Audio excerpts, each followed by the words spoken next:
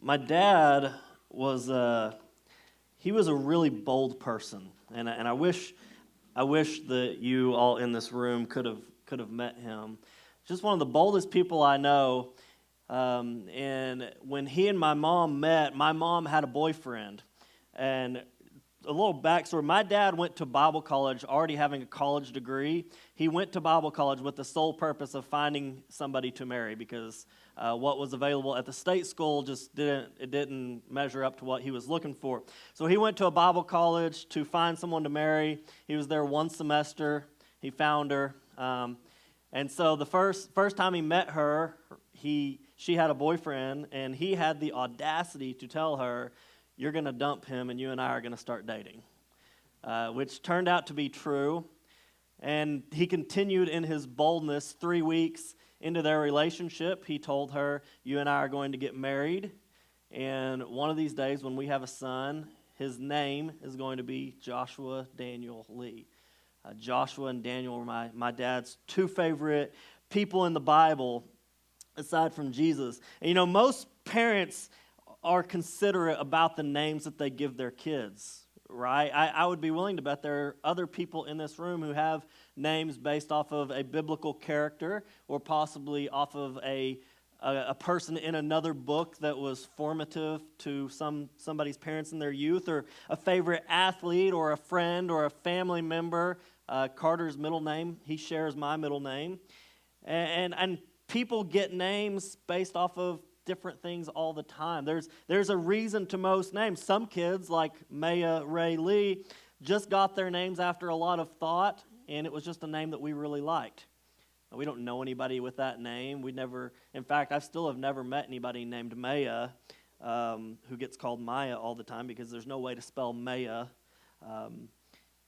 There's reasons that people get names. There's different reasons, and sometimes maybe it's just parents going through a book and there's only one name that they agreed upon in a book of baby names. I don't know if they even still have those or not, a book of baby names. I bet Khaki gets to hear all sorts of reasons why people give their children the names they give them. But names are important. They always have a reason, but sometimes names also have a meaning. In the Old Testament, the prophet Samuel, for instance, he got his name, Samuel, which means heard from the Lord, because his mother Hannah prayed so diligently. She wanted a child so badly, and God granted her prayer.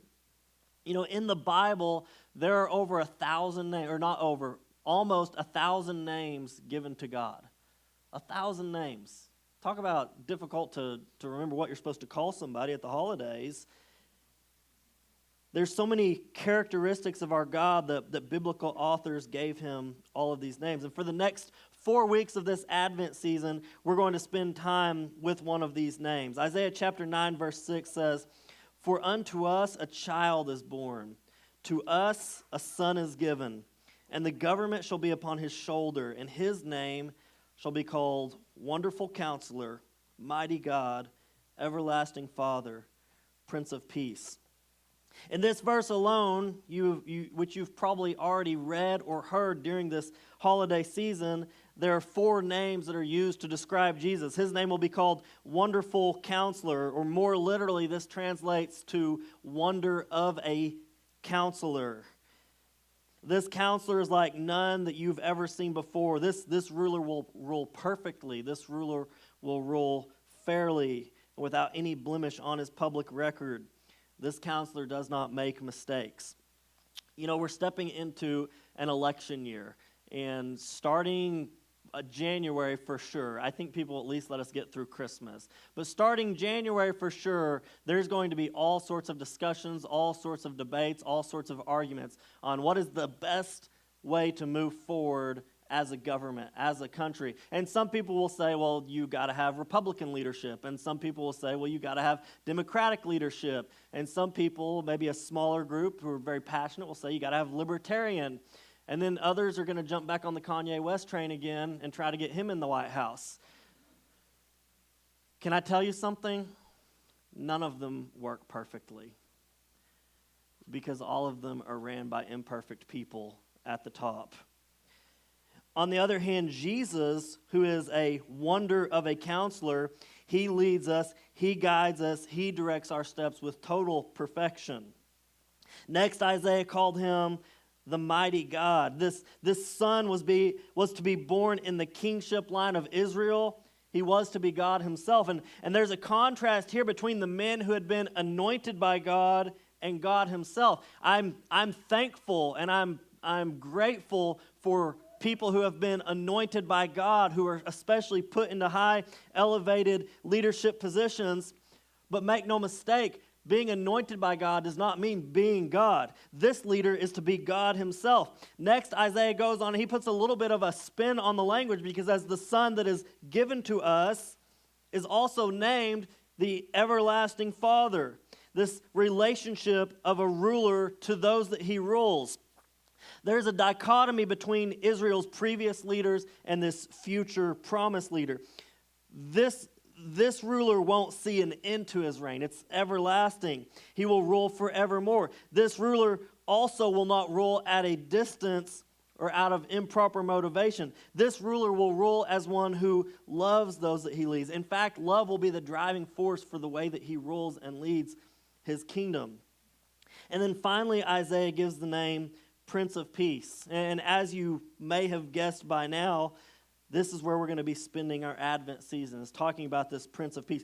Why was the term Prince of Peace so significant to the original receivers of Isaiah's prophecy, and why is it still significant to us today? And these are important questions to ask, but they need to be asked in that correct order. We cannot correctly determine what it means to us in our moment of history without knowing first what it meant to them. And so that's what we're going to be doing during this Advent season. We're going to spend today talking about the significance of the phrase Prince of Peace in their place in history. And then for the next 3 weeks, we're going to talk about why it is still significant to us. And rest assured that although this is almost 3,000 years ago, this phrase, this term, this name, Prince of Peace, still carries a lot of weight for you and I. And my favorite commentary on any book in the Bible, whether it's an Old Testament book or a New Testament letter, my favorite commentary on any of them is the Bible itself.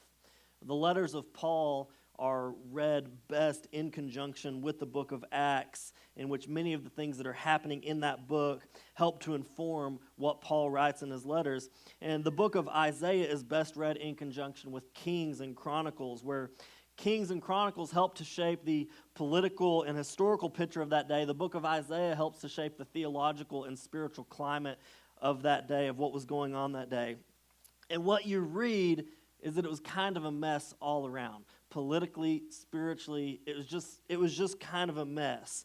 So after Moses died, and I'm squeezing about 700 years of information here into about a 2-minute span. So after Moses died, Joshua took over as the leader of the Israelite people. And most people would have considered this to be a pretty smooth transition, nothing major here. However, after Joshua died, the Israelites came under the power and the leadership of the judges. And you may know of a book in your Bible called Judges. And in order, they had Othniel, Ehud, Shamgar, Deborah, Gideon, Tola, Jair, Ibzan, Elon, Abdon, and Samson. And after the period of Judges, the Israelites decided that they needed a king. The prophet Samuel said that's not a good idea. You should not elect a king. But they chose to go ahead and elect a king anyways, even though he had warned them. And so Saul was anointed as the first king, and then after him came Ishbosheth, David, Solomon, and Rehoboam. During the reign of Rehoboam, the kingdom split, and you had the north kingdom and the south kingdom. Judah's kings were Rehoboam, Abijah, Asa, Jehoshaphat, Joram, Ahaziah, Athaliah, Joash, Amaziah, and then next in line was Uzziah. Some really solid biblical names here, if anybody's looking for a child to be named anytime soon. Meanwhile, Israel, so you've got Judah and you've got Israel at this point. Israel has its own list of kings. And you've got, in order, Jeroboam, Nadab, Baasha, Elah, Zimri, Tibni, Omri, Ahab, Ahaziah, Joram, Jehu, Jehoaz, Joash, Jeroboam II, Zechariah, Shallum, Menahem, Pekah, and Hoshea. And under the reign of Hoshea, the northern kingdom was conquered and destroyed. I hope you guys took notes. There will be a test on those kings at the end of service. Just kidding. So there were several kings here after Uzziah in Judah, but during the reign of Judah is when we see the prophet Isaiah come onto the scene. In fact, the book of Isaiah begins with the introduction that the vision concerning Judah and Jerusalem came to Isaiah during the reigns of Uzziah, Jotham, Ahaz, and Hezekiah. Uzziah's son, Jonathan, he served as a king of proxy by sorts because Uzziah had been banished from the land because of leprosy, and Ahaz followed Jotham, and finally Hezekiah. And as I said, many kings followed behind them, but for our frame of Isaiah's ministry, that's all you really need to know. The nation of Israel experienced the leadership of over 40 different leaders. And as you read about them in the historical books of Kings and Chronicles, they're all given one of two phrases that goes along with their name and their accolades. They are either given the phrase, he did right in the sight of the Lord, or he did evil in the sight of the Lord. And as you might expect, the leaders who did right in the sight of the Lord were most often prosperous and successful, while the leaders who did evil in the sight of the Lord were most often not. And during this time, the nation of Israel experienced war, they experienced famine, but they also experienced positive ally relationships, and they experienced times where they had plenty. To put it plainly, life for the Israelites during this 700-year span was a total roller coaster. It was up and down and all around, and I have only told you the political aspect of the history. We haven't even talked about the spiritual side of things. Isaiah 6:5 says, "And I said, woe is me, for I am lost. For I am a man of unclean lips, and I dwell in the midst of a people of unclean lips. For my eyes have seen the King, the Lord of hosts." And then just a few verses down in verse 8, he says, "And I heard the voice of the Lord saying, whom shall I send, and who will go for us? Then I said, here I am, send me." Isaiah recommitted during this time to share the word of the Lord, to declare the word of the Lord to a people of unclean lips. Spiritually, during this time, it was much of the same. It was just a roller coaster. Sometimes it was good, sometimes it was going bad. During the time of Uzziah, who was a man who did right in the eyes of the Lord, it was good. But then what we just read in Isaiah chapter 6, after Uzziah died, the situation was very bleak. So bleak, in fact, that God, he had to reconfirm to Isaiah what he actually called him to do, and Isaiah recommitted to declaring the word of the Lord to the people. So in Isaiah chapter 8, Isaiah describes the destruction that is falling on the nation of Israel due to their disobedience. But in verse 18 in chapter 8, there's this short declaration that a very small group of disciples are actively pursuing the holiness of God, and that they are they are the sign of God's presence in the darkness. Now, quickly, does that sound like anything to you? That there's darkness all around, but there is a small group who are actively pursuing holiness, and they are a sign that God does still reign on his throne. And the chapter ends with a description of the rest of the world around them. That as it's going bad, as they're rejecting God and they are rejecting his holiness, they'll be famished, they'll be distressed, they'll be hungry, they'll be roaming through the land, they'll look up and they'll be angry, and they'll look down and they'll be distressed and scared. The political, economical, and spiritual climate is not peaceful. It is not going well. And so if you ask why the name Prince of Peace was so significant to the remnant that was trying to honor God, just imagine what their life was like. Imagine what their minds must have been going through in that time. Imagine being a parent who's just brought a child into the world, and it's just a roller coaster, and it's up and it's down, and you don't know what's going on. Imagine being a small child, and all you know is that all the adults are stressed out and that you're scared, and you have no clue what's going on. Imagine what's going on for these people at that time, and I think that you can agree that peace was needed. And I love what Isaiah wrote starting in chapter 9, verse 1. This is the bulk of our text today. It says, "Nevertheless, there will be no gloom for her who is in anguish. In the former time, he brought into contempt the land of Zebulun and the land of Naphtali. But in the latter time, he has made glorious the way of the sea, the land beyond the Jordan, Galilee of the nations. The people who walked in darkness have seen a great light.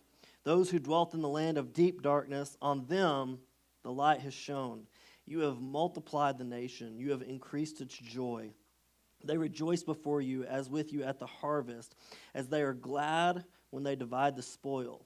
For the yoke of his burden and the staff for his shoulder, the rod of his oppressor, you have broken as on the day of Midian. For every boot of the tramping warrior in battle tumult, and every garment rolled in blood will be burned as fuel for the fire." I love it. Isaiah is just coming off of this doom and this gloom and this, it's going to get worse before it gets better. But he says, nevertheless, I know it's bad. I know it's dark right now, but nevertheless, I know it's hard right now. I know you're scared right now. I know that things are uncertain right now, but nevertheless, God has a plan.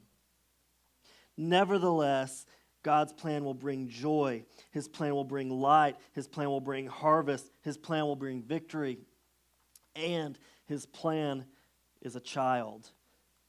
Isaiah 9:6 says, "For to us a child is born. To us a son is given." You catch that word? Us. To us a child is born. And the government will be on his shoulder. And his name will be called Wonderful Counselor, Mighty God, Everlasting Father, Prince of Peace. I think the order here is important because this new leader is a wonderful counselor who makes wise decisions. This new leader is a mighty God who has power like no other. This new leader is an everlasting Father, and he loves deeply those who he is leading, and his kingdom will never end. And because he is all of these things, he is the Prince of Peace. He will usher peace into the midst of chaos. He will bring peace into the difficult season of life that they are in. And the Hebrew word here for peace is shalom. Shalom. You could ask any Jewish person today or at any point in history about the word shalom, and they would know exactly what you're talking about. They would know exactly what it means. They would recognize that shalom is more than just an adjective to describe a person or a place or a situation. They would know that shalom is more of a destination that you're looking for. It's a place that you're trying to get. It's a place that you seek to be in. Shalom is a space of tranquility. It's a space of prosperity. It's a space of completeness. The person experiencing shalom lacked nothing and wanted nothing. In the Jewish community, a common greeting during this day and today is just shalom, where you and I will probably say, "Hello, how are you?" or "Hi," or "Nice to see you, hope you have a great day" when we are leaving. A Jewish person, they almost always use the word shalom. And that, if you consider the situation in Israel right now, I think that carries a lot of weight.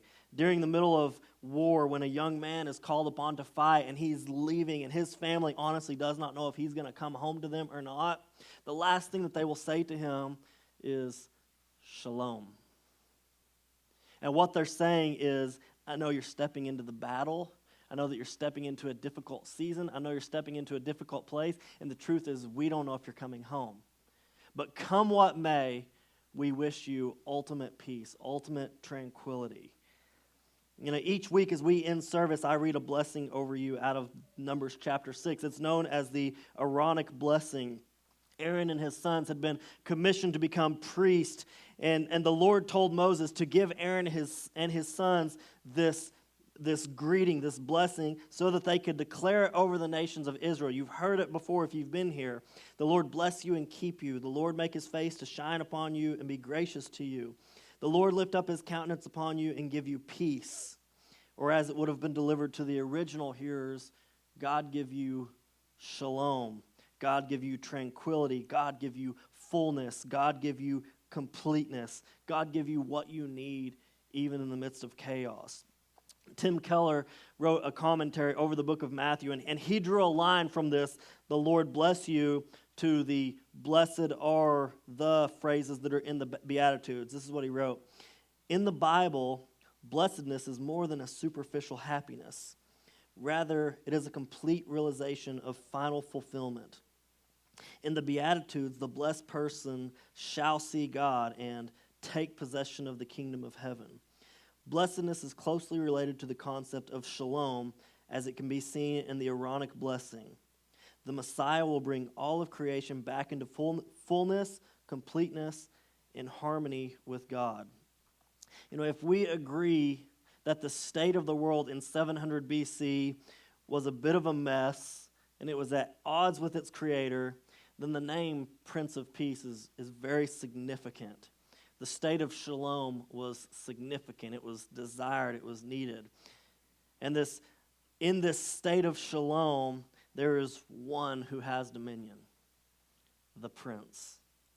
The prince has dominion over shalom. The prince has dominion over peace. In an ancient monarchy, when someone was given the title prince, this was a person of power. It was a person who had authority. It was a person who was honored by gifts and tributes from the places over which he had authority. And when Isaiah gave the coming Messiah the title Prince of Peace, he was making a very matter-of-fact statement. He was saying that what they have trusted in up to this point, all these kings, all these judges, all these earthly rulers, what you've been trusting in up to this point, it's not working.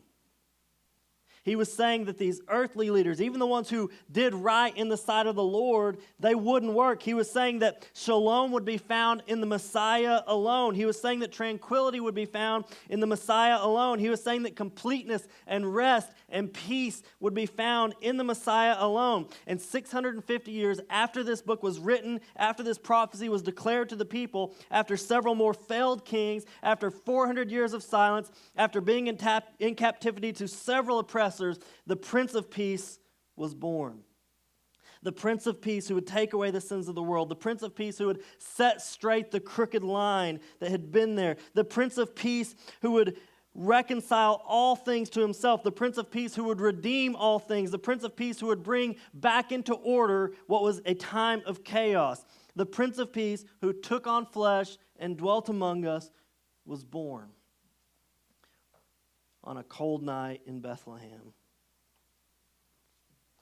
In the first few centuries of the Christian faith, physical church buildings, much like what we're in and what are all over this town, when a criminal would walk in there, even the most hardened of criminals, even as bad as a murder, as they were being pursued by legal officials, they could go in and yell, "Sanctuary!" And when they would do that, the officials would not go into the church. Two things would happen. The church would welcome them in and minister to them, and the illegal officials who were pursuing them, they would back down and they would let the criminal just go about. There was just an understanding that the meeting house of God and the meeting house of his people and the spaces where the presence of God was most certainly active wasn't a place to bring about criminal punishment. And in fact, in 2019, there was a church in the Netherlands who took in this family. It was a refugee family. They came in and they cried sanctuary. And the Netherlands government let them be. And do you know what the church did?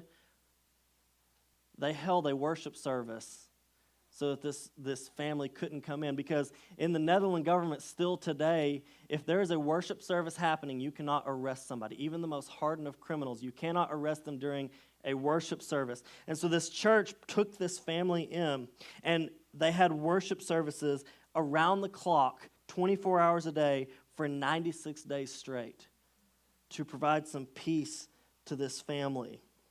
Eventually, the Netherlands government granted this family more time to get their citizenship, and all was made well.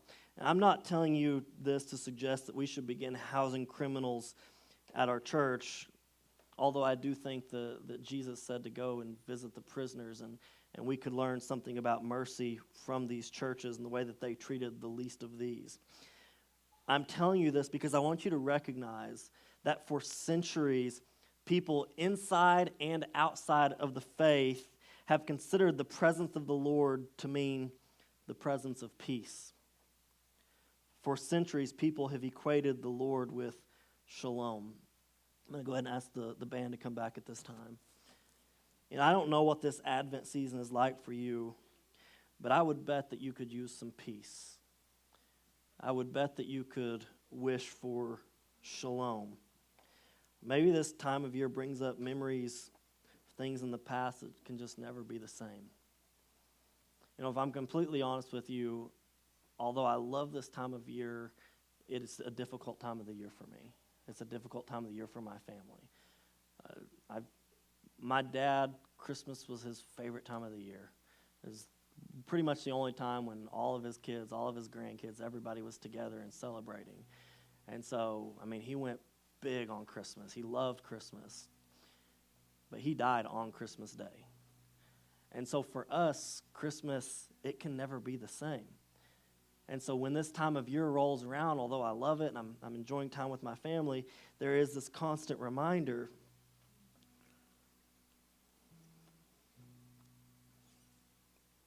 but there's also a reminder that the Prince of Peace is with us.